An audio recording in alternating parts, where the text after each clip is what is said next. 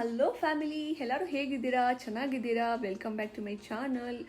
ಇವತ್ತಿನ ವ್ಲಾಗ್ ನಾನು early morning 5:30 AM start ಮಾಡ್ತಾ ಇದ್ದೀನಿ. ಸೊ ಎಲ್ಲಪ್ಪ ಹೋಗ್ತಾ ಇದ್ದೀವಿ ಅಂತ ನೀವು ಅನ್ಕೋಬೋದು. ನಾವು ಹೋಗ್ತಾರಂಥ ಪ್ಲೇಸ್ ಇವಾಗ ಮೈಸೂರು ಕಡೆ ಹೊರಟಿದೆ.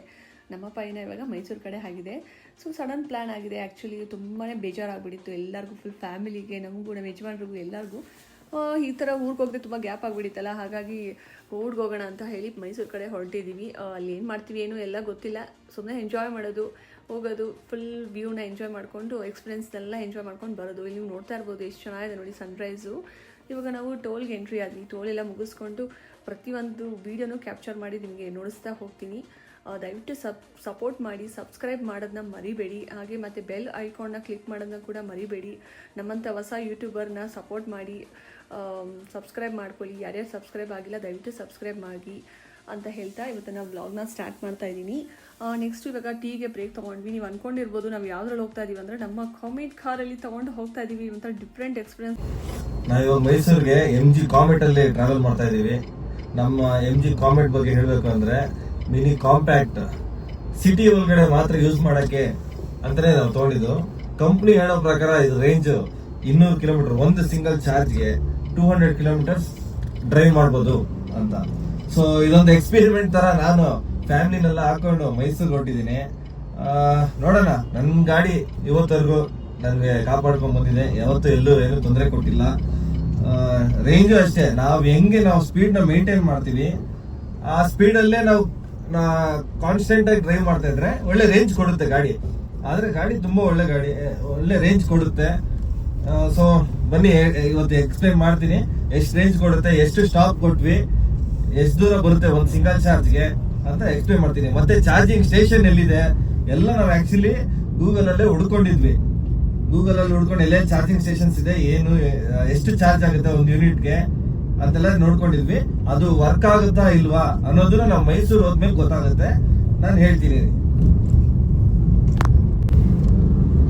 ಕಾಮೆಟ್ಗೆ 2 AC ಚಾರ್ಜಿಂಗ್ ಪಾಯಿಂಟ್ಸ್ ಬೇಕಾವು. ಸೊ ಮ್ಯಾಕ್ಸಿಮಮ್ ನಿಮ್ಗೆ ಕಾಣಿಸೋದೆಲ್ಲ DC charging points. AC charging points ತುಂಬಾ ಕಮ್ಮಿ ಆಪ್ಷನ್ಸ್.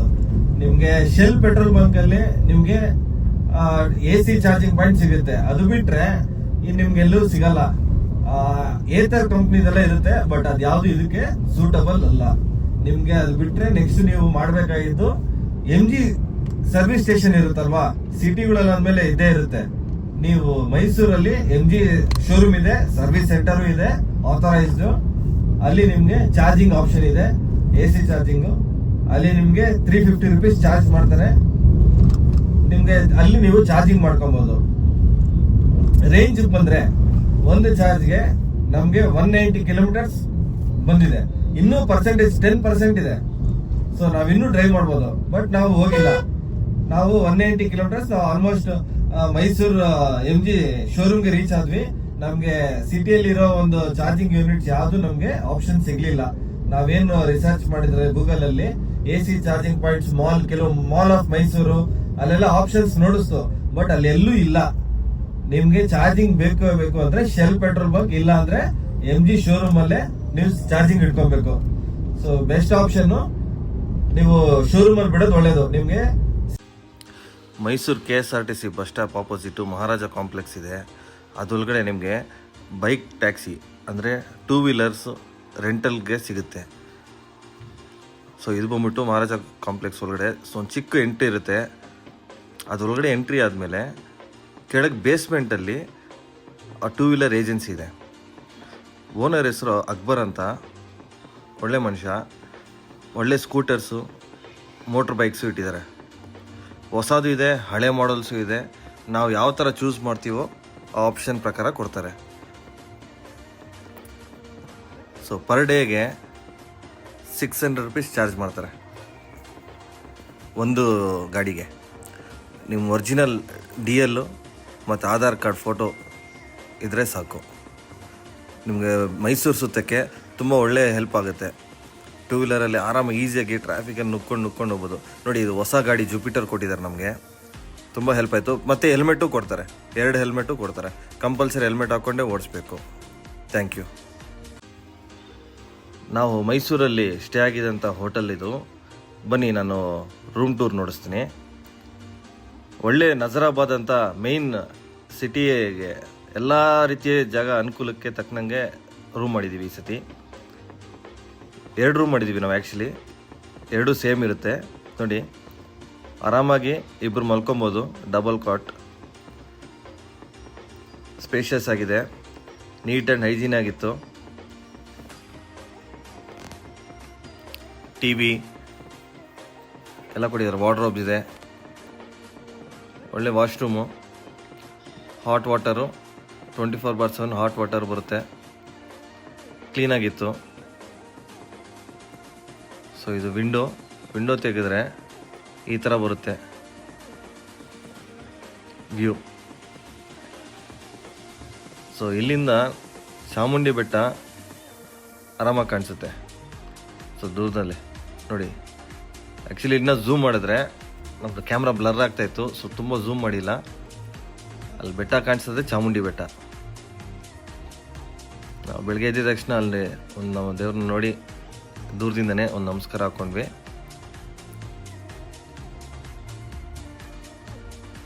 ಆ್ಯಕ್ಚುಲಿ ಈ ಹೋಟೆಲ್ ಹೆಸರು ವಿಸ್ಮಯ ಕಂಫರ್ಟ್ಸ್ ಅಂತ, ನಜರಾಬಾದ್ ಅಲ್ಲಿದೆ ಇದು. ನಾವು 2 ರೂಮ್ ತೊಗೊಂಡ್ವಿ, ನಾನ್ AC. 1 ರೂಮ್ ಚಾರ್ಜ್ ಬಂದ್ಬಿಟ್ಟು 1050 rupees. ತುಂಬ ಚೆನ್ನಾಗಿತ್ತು.